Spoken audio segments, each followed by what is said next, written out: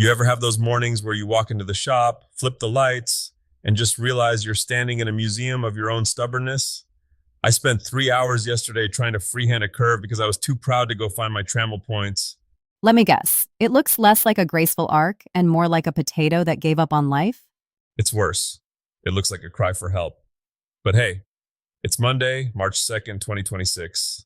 If we aren't messing something up, we aren't making anything, right? Welcome to the TigerDen podcast. I'm Tiger, your resident collector of sawdust and hard lessons. And I'm Alex, the person here to make sure Tiger doesn't accidentally weld his coffee mug to his workbench. We've got a massive daily digest today. We're talking about some serious heavy metal symposiums in Michigan, the secret to actually finding a plumber who won't retire in 6 months, and how to make sure your woodworking hobby doesn't just drain your bank account but actually fills it back up.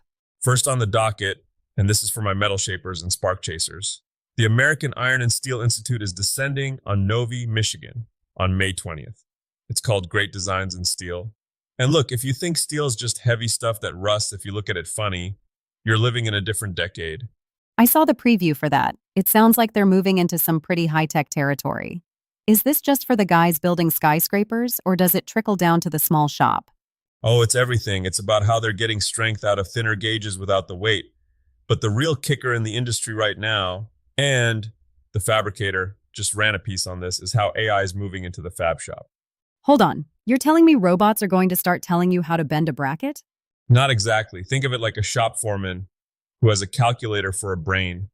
They're using it for predictive maintenance. Basically, the machine tells you, hey, I'm about to break that expensive blade before it actually happens. And automated nesting, it's like playing Tetris with sheets of steel so you aren't leaving behind 50 pounds of expensive scrap on the floor.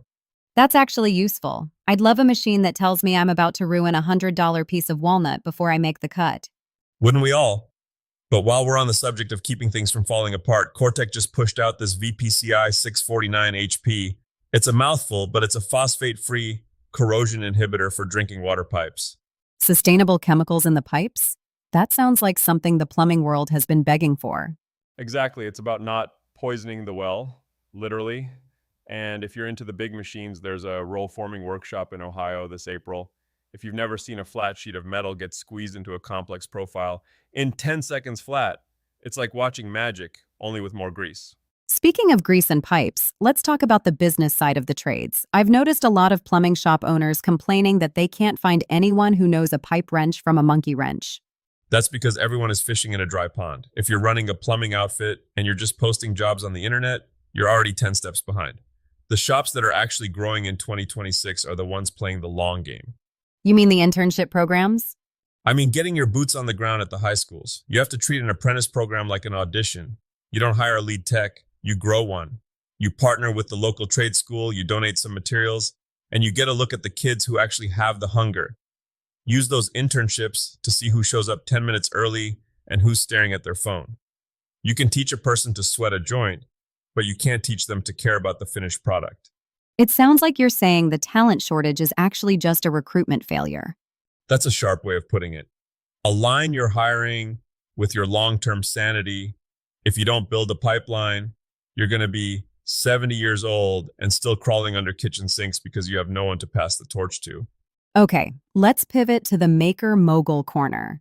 Because for every person working a trade, there are 3 people in their garage wondering if they can sell their cutting boards for enough to buy a boat.